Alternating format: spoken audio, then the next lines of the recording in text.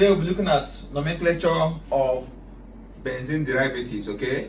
So benzene can be substituted with what? With a substituent, and that substituent can be one substituent. If it is one substituent, it is called a mono substituted benzene, okay?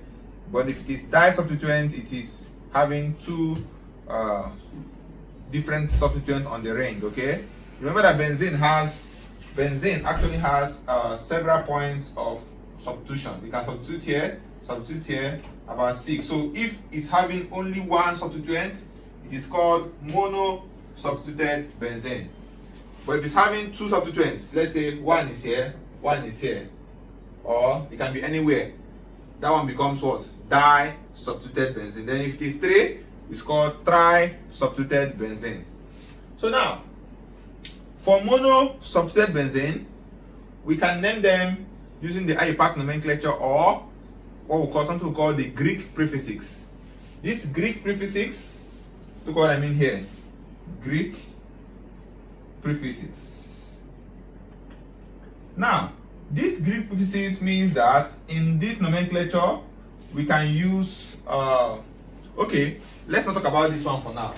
We'll talk about this when we get to di-substituted benzene. Now, this mono substituted benzene, some of them have what we call common name. Common name is not an IUPAC name. We have an IUPAC name and also common name. For example, let's start with this. If you look at this benzene ring, you notice that methyl, this is methyl group on the ring. Okay? So, how do we name it? We can just mention the name of this and attach benzene to it. So the name of this guy will be called methyl benzene. Okay? Why is it called methyl benzene? Because what's on the group here is methyl. What is here is benzene, so methyl benzene. But this same methyl benzene has a common name. Okay? The common name is called toluene. Take note of this. Now, for this one, what is on the group here is what? Hydroxy group, right? What is here is what? Benzene. So we can also call this one hydroxy benzene, okay? But the common name, that is the common name that is not IUPAC name for this guy, is called phenol. Take note. Then for this, what is on the group here is an amine functional group, right? If an amine functional group is an attachment, it's called amino. So if we are taking this benzene as the parent chain, then this guy should be called amino benzene. But the common name for this guy is called aniline. Take note. Now, for this is an ether, okay? It has the methyl and the phenyl to the ether, okay? So this group here can be the alkoxy group, while this is the alkane group, sort of, okay? So this is an ether.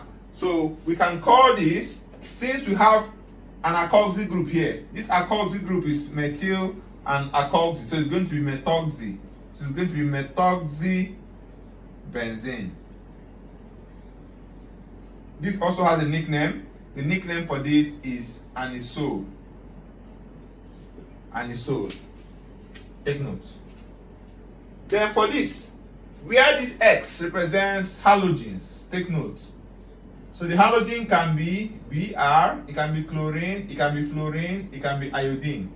So if it is bromine that is on as this X, it answers the word bromo, then benzene. If it is chlorine, it answers chloro, then benzene. If it is fluorine, it answers fluoro, then benzene. So after bromo, you attach benzene here. After this one, you attach the same thing. So the same thing goes for iodine. Iodine becomes iodobenzene with respect to this. Okay? Then, with respect to this is nitro group. This group here is called nitro group. So, since this is a nitro group and this is benzene, this will be called what? Nitrobenzene. So you can see that the nomenclature is as easy as, for monosubstituted benzene, it's very easy to name them, okay? Just try to know what's at the top of the of the benzene, then attach it to it. Now, for this is different, okay? For the fact that this functional group you are seeing here is an aldehyde functional group, okay? What you are seeing here, I can do it this way, okay? This is double bond oxygen, single bond hydrogen. This height should look like somehow also, okay? So this is an aldehyde. If you notice, it's an aldehyde functional group. So because it's an aldehyde functional group, we can just, how to name this one is simply mention benzene, then attach aldehyde. So this compound is going to be benzaldehyde. Okay? Then for this is an alkanoic functional group. An alkanoic functional group. That's carboxylic acid functional group. So this guy can be called benzoic acid. Or some people can call it benzene carboxylic acid. Okay? So for mono-substituted benzene, the nomenclature is quite easy. Just try to know what is on top of this ring, the name of what you are seeing here. So I've given you enough of example. For example, what about this? If I give you this, and I have cyanide here, it says cyanide on the benzene. What will you call this one? This one can be called cyanobenzene. Okay? That's the nickname, the name for this, okay? Cyanobenzene. Let me give you another one. What if I give you something like this?